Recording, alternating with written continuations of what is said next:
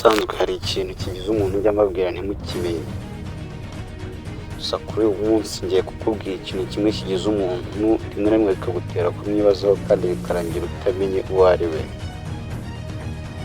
Umuntu ugasanga araseka, undi ugasanga arababaye, sometimes bikagutera kumwibazaho ariko utazi iyo biva n'iyo bijya. Ukimara kugisobanukirwa urasanga aricyo kandi numara gusanga aricyo koko wikubita agashyi, nubwo ko rimwe na rimwe hari igihe dukora amakosa kandi adakwiye. N'ubu ndabizi uracyari kwibaza ngo icyo kintu ni iki. Mbere yuko nkikubwira neza cyangwa mbere yuko dukomeza, kanda subscribe.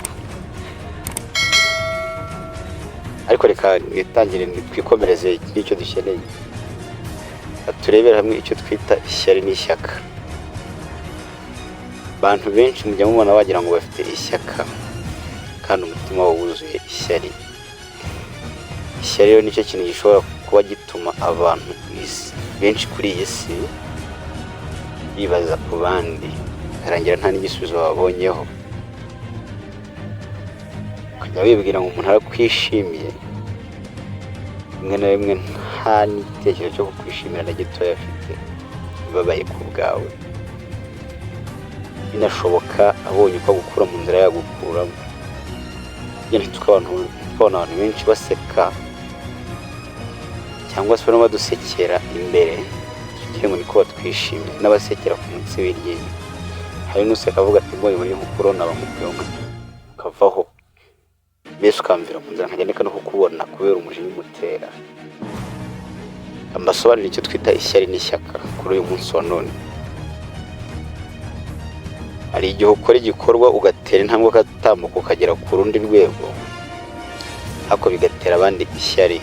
Hari n'igihe ukora igikorwa runaka bigatuma abandi bagira ishyaka bitewe n'icyo ukoze. Burya ishyari n'ishyaka ni ibintu bibiri bitandukanye.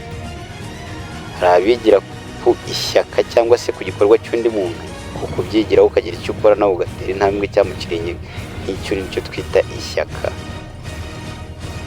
Wa wundi ubona ari intambwe wagezeho akumva no kukwica yakwica, cyangwa se akumva abonye ikigusubiza inyuma cyagusubiza inyuma, icyo nicyo twita ishyari. Ndaguha urugero. Wenda warakoze biba ngombwa yuko utera intambwe ugura imodoka. Ukimara kuyigura benshi barakubwira ati tujye kwisukaho amazi tuyitahe. Imodoka mukayitaha mukishima cyane, kandi ukamenamo amafaranga nk'umuntu uri kwishimana n'inshuti ze. Nyamara hafi muri abo ngabo muri kwishimana n'ubwo utishimye, yumva ababajwe n'intambwe washyitseho ko wayimutanze. Yewe niyo utayimutanze hari igihe aba yarayigutanze, ariko akabona urimo ugenda umusatira kumva ntibikimushimishije. Gusa ntibikwiye ko muba mwishimanye harimo n'abandi ubona ko banejejwe n'ibyo washyitseho, uvuye mu cyiciro kimwe ugiye mu kindi, ahubwo bakabaye bumva batangiye kukubaza ati wakoze iki, wabigenje kugira ngo uve ahangaha ugere ahandi ugera. Ishyari neza ryari rero ni igihe wa muntu usanga atanezerejwe n'uko wageze ku modoka, yewe rimwe na rimwe agatangira kugenda gusebya aguharabika mu bandi bantu, akuvuga uko utari.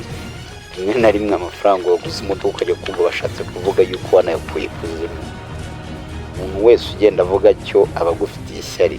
Ishyaka ni igihe ki? Ishyaka ni cya gihe uzasanga umwe muri za nshuti zawe cyangwa se za nshuti zawe zikugereza bati wakoresheje iki, natwe ngo tuve ahangaha tugere nk'aho ugeze, kandi bakagushyigikira bakakuvuga neza mu bandi, bakavuga ko ibyo wakoze byose byavuye mu maboko yawe, ugasanga banejejwe n'ibyo wagezeho. Gusa kubera ukuntu iyi si ari ngari, kumenya ugufitiye ishyari biragoye, ndetse no kumenya ufite ishyaka biragoye. Bose baza basanze ikintu, kuko iyo bari imbere yawe bose ubona baseka bakwishimiye, yewe banakugira inama, ariko iyo bageze hirya ibyo bakora ibyo biba bigiye bitandukanye. Kuri uyu munsi wa none rero twige kubaho dufite inshuti, akugeze itwaramo neza, kuko ntiwamenya igufitiye ishyari cyangwa se ishyaka. Nitwa Kabox, urabisanga kuri Kabox TV show. wibuke gukanda subscribe kugira ngo n'utundi tuzajya mbashyiraho ujye ubasha kutumenya, kandi uko biri kose ntamya ntashidikanya kubasha kumenya ishyari cyangwa ishyaka. Ciao ciao, byose bibera hano kuri Kabox TV show.